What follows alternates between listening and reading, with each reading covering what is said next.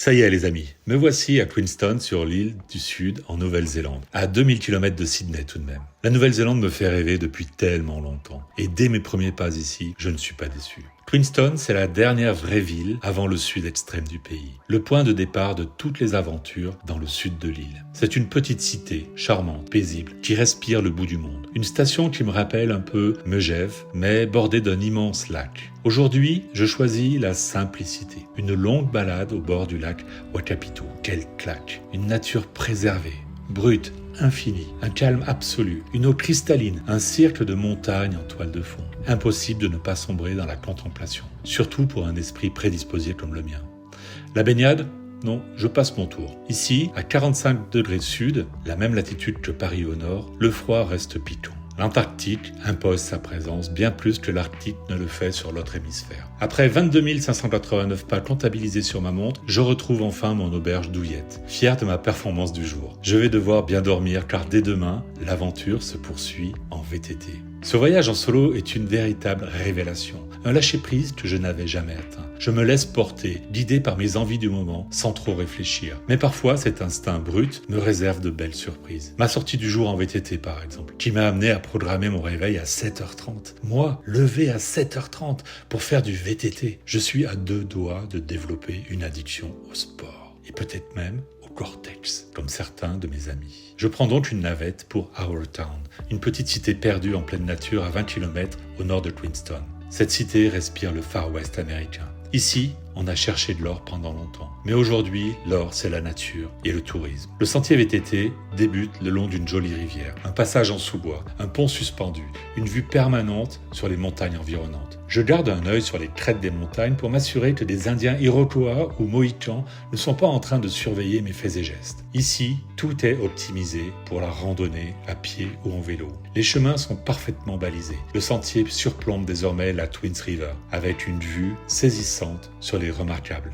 la chaîne montagneuse qui borde le lac Whakapito. Je ne me lasse pas d'observer ces eaux cristallines, ces nuances de bleu infinies.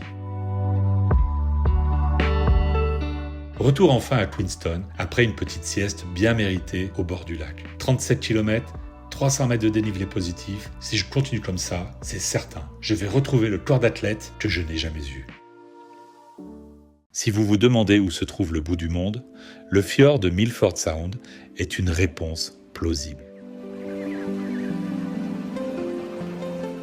Techniquement, depuis la France, c'est l'un des points les plus éloignés de la planète. Et ce joyau naturel, il se mérite. 4 heures de route depuis Queenstown, une distance qui n'entame en rien son attrait incontournable. Dès mon arrivée, la puissance du décor me saisit. Une lumière intense baigne le fjord, les pics montagneux l'encerclent comme des gardiens silencieux. Des chutes d'eau spectaculaires, une famille de phoques qui s'ébat sur les rochers. Une vue imprenable sur le glacier. Cette croisière sur le fjord est un régal absolu.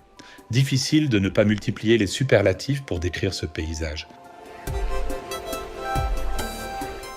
Un paysage qui ferait presque pâlir de jalousie le peuple norvégien, si fier de ses propres fjords. Milford Sound est à la hauteur de sa réputation. Ce matin, j'ai eu une révélation. La Nouvelle-Zélande, où je croyais le beau temps éternel, s'est réveillé sous la pluie. Petite surprise, mais rien ne m'arrête désormais. Surtout pas un crachin ridicule. Je mise sur la forêt et les bords du lac Manapuri, à côté de Te Anau, pour ma virée du jour. 8 km entre sous-bois et plage.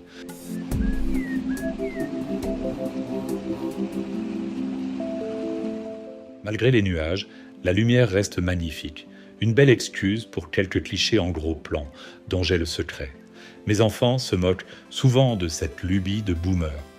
Quand je me transforme en David Hamilton contemporain, spécialiste des pierres et des plantes, ils ne comprennent rien à ma démarche artistique. De retour à Queenstown, un grand challenge m'attend.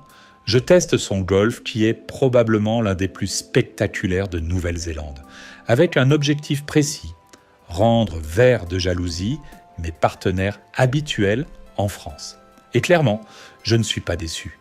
Jamais je n'ai eu la chance de jouer sur un golf aussi exceptionnel. Cette découverte du golf de Queenstown me donne également l'opportunité pour la première fois de ma vie de défendre les couleurs de mon glorieux pays dans une compétition internationale. Face à moi, un jeune kiwi du Northland particulièrement sympathique. Mais je ne dois rien lâcher. Chaque fois que je saisis un club pour jouer, je sens les espoirs de tout mon peuple. J'imagine la hola du public lorsque ma balle atterrit sur le green.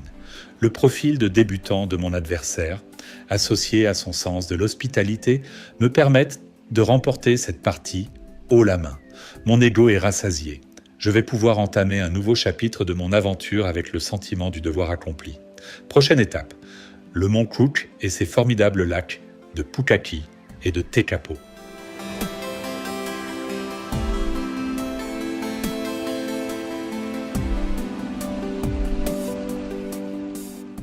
Mon aventure se poursuit désormais en direction de Twizel, qui se trouve au pied du Mount Cook, le principal sommet de l'île du Sud.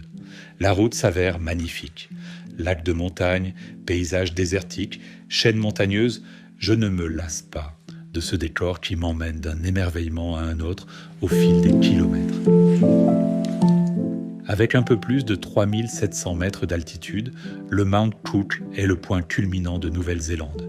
Il se trouve au centre des Alpes du Sud, qui se dressent fièrement de Picton à Wanaka, tout le long de la côte ouest de l'île.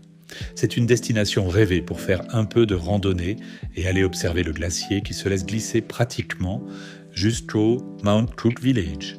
La journée débute par un trajet magnifique au bord du lac Pukaki, dont les eaux turquoises n'ont cessé de me charmer au fil des kilomètres.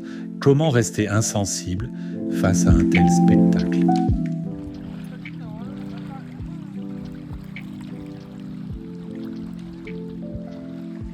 Le sentier au pied du mont Cook s'avère finalement plutôt facile, avec peu de dénivelé.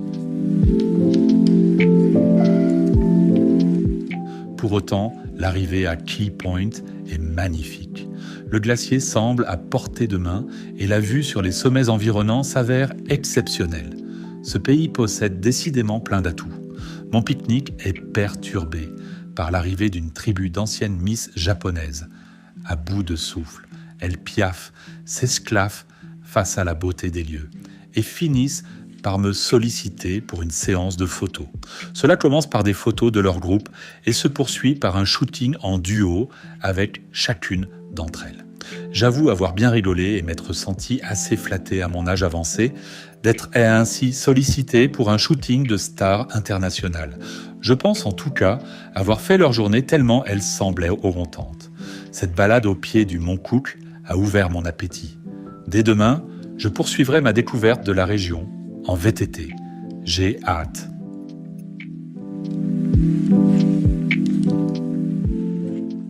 J'attaque cette nouvelle journée avec de grandes ambitions sportives. Dès 9h, je récupère un vélo à Twizel. Je note au passage que ma notoriété en Nouvelle-Zélande a grimpé en flèche depuis ma victoire historique au golf de Queenstown. Je me sens désormais attendu partout où je passe. Je me lance donc sur la fameuse A20, Alps to Ocean Trail, qui est la plus célèbre des pistes cyclables en Nouvelle-Zélande. Elle déroule sur plus de 300 km et permet de traverser l'île du Sud. Rassurez-vous, je me suis contenté de 49,5 km ce matin et avec assistance électrique pour être totalement transparent. Mais c'était tout de même un bel effort pour un jeune boomer comme moi. Pour tout vous dire, j'ai puisé ma motivation en pensant au bon, à l'excellentissime repas qui m'attendait. Ami et Kazu, mes hôtes japonais à Sydney, m'avaient en effet recommandé un restaurant à quelques kilomètres de là, au bord du magnifique lac Tekapo. Ami avait su me mettre l'eau à la bouche, un saumon exceptionnel, une chair ferme et savoureuse, les meilleurs sashimi de ma vie. Comme chaque coup de pédale me rapprochait un peu plus du restaurant, j'ai battu tous les records de vitesse pour réaliser mon trip en vélo. Je fantasmais totalement sur la carte et imaginais des sushis peut-être même encore plus spectaculaires qu'au Sydney Fish Market, des brochettes de saumon teriyaki ou tout simplement des sashimi. La simplicité, cela a du bon nom. J'arrive enfin à Lake Tekapo. Je me gare précipitamment. Il faut dire qu'avec l'effort du matin et toutes mes cogitations gastronomiques, l'appétit était désormais là et bien là même. Ça y est, j'aperçois enfin l'enseigne du Kohan Restaurant. Je me trouve à 2 doigts du fameux Graal. Je pousse la porte d'entrée. Tiens, elle me résiste. Elle ne s'ouvrira pas. Il est 14h02, le service est terminé.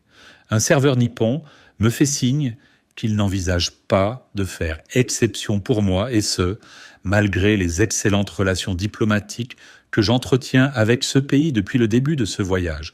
Le bonheur ne tient à pas grand-chose. Mon périple se poursuit dès demain par la visite de Christchurch, la seconde ville du pays. Le temps de cette petite escale urbaine, je vais quitter cette nature magnifique et totalement préservée dont je ne me lasse vraiment pas. Aujourd'hui, je découvre Christchurch, la seconde ville du pays. Une cité à l'âme anglaise où règne un calme apaisant et une sérénité particulière. Au cœur de la ville, l'immense jardin botanique ajoute à cette atmosphère tranquille. C'est un véritable bonheur de s'y perdre. Pourtant, Christchurch a connu des jours sombres. Entre 2010 et 2011, une série de tremblements de terre a anéanti le centre-ville, causant la mort de près de 200 personnes. Aujourd'hui encore, la ville reste un immense chantier et les stigmates de la catastrophe sont visibles à chaque coin de rue. La cathédrale historique, complètement détruite, a laissé place à une solution provisoire, la Cardboard Cathedral, une cathédrale en carton, imaginée par l'architecte japonais Shigeru Ban. Elle a été construite en 18 mois, avec d'immenses rouleaux de carton. Son allure intrigue autant qu'elle surprend. De l'extérieur, l'esthétique ne me convainc pas totalement, mais à l'intérieur, une lumière incroyable, presque divine, baigne la nef. Le jeu de symétrie, subtil et recherché, donne à l'ensemble une harmonie fascinante.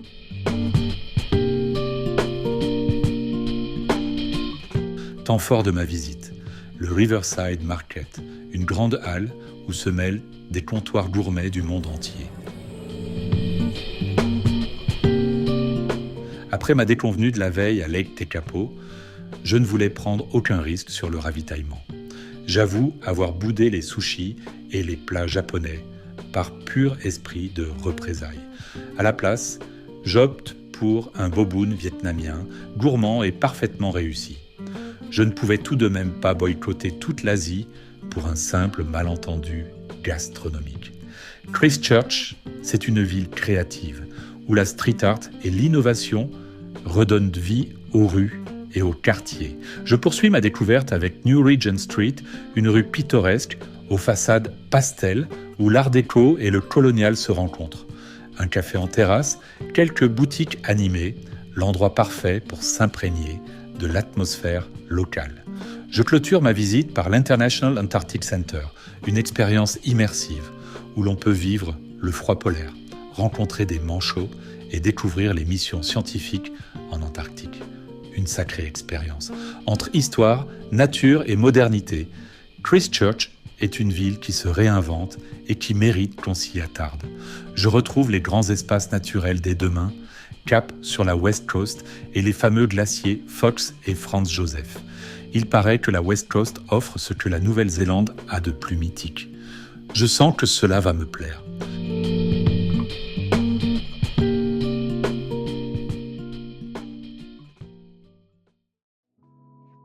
Ce pays regorge décidément de surprises. À mesure que je me rapproche de la côte ouest, tout bascule. Le climat, humide et tempéré, offre une métamorphose brutale du paysage. En un clin d'œil, j'ai l'impression d'avoir changé de latitude, de m'être rapproché des tropiques. Les montagnes font place à une jungle luxuriante. Les forêts s'habillent de yucca, de fougères géantes et même de palmiers. Fini l'ambiance montagnarde des jours précédents. Ici, c'est la mer. Une mer sauvage, battue par les vents furieux des 40e rugissants. La route vers Westport est sublime. Peu de villages, des plages de sable blanc qui semblent attendre Robinson Crusoe et Vendredi. Une halte au cap Fullwind. Là, une colonie de phoques profite des criques ciselées comme d'un terrain de jeu rêvé. Je me pose, je contemple la valse des vagues qui s'échouent inlassablement sur les rochers sculptés par le temps. Sur le chemin du retour, je découvre les Pancake Rock près de Punakaiki. Et oui, ces formations rocheuses ressemblent étonnamment à des crêpes empilées. Il est 16h et je n'ai toujours pas mangé. Ce paysage m'ouvre l'appétit. Si je suis favorable à la méditation en pleine conscience et au rituel de jeûne, je crois vraiment qu'il ne faut pas pousser l'expérience trop loin. Jamais plus de 3 ou 4 heures. Avec le West Coast Wilderness Track, qui part de Greymouth, je trouve un terrain parfait pour une balade tranquille en VTT. Le chemin suit le littoral avant de s'enfoncer dans une forêt magnifique. Mon vélo, gentiment prêté par mes hôtes, semble arriver péniblement au crépuscule de son existence. Par bienveillance, je décide de ne pas revoir mes ambitions à la hausse.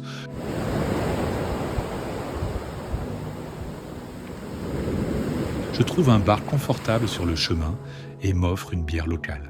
Après tout, la Nouvelle-Zélande, c'est aussi un pays hors du temps, où l'on peut simplement s'écouter et lâcher prise. Ça fait du bien.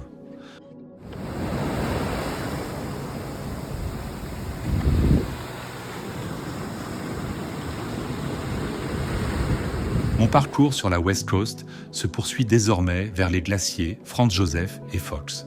Là encore, les contrastes sont saisissants. La mer n'est qu'à 30 km des glaces et la végétation garde des accents subtropicaux. Une preuve directe de l'influence du climat sur le paysage. De quoi imaginer à quoi ressembleront nos régions françaises dans quelques années. Des baobabs à Lyon, des palmiers sur les Champs-Élysées. Ma randonnée du jour m'entraîne à travers une forêt primitive, dense et profonde. Elle s'achève par un passage insolite, un ancien tunnel, percé il y a plus d'un siècle. 400 mètres dans l'obscurité, une aventure en soi, et au bout, une lueur. Une lumière bleutée, créée par des dizaines de vers luisants, comme un ciel étoilé souterrain. Un instant magique, presque irréel.